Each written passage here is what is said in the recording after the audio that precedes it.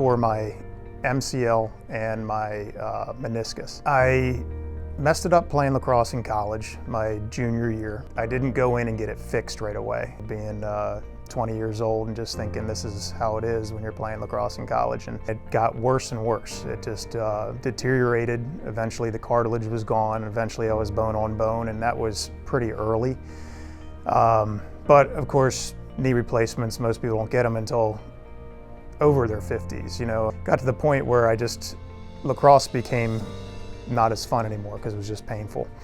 And I went in to see Dr. Cook, and I think what he recognized was that I didn't just want to walk again. I wanted to get out and play again. It was maybe a month from when I spoke to him, you know, and I was in the surgery room, and you know, it's been terrific. I had a partial knee replacement. The inner part of my knee has been replaced. It was a long recovery, but eventually I was able to get out and run, and each time I got better and better at it, and eventually the pain started going away and I was able to start lifting weights again.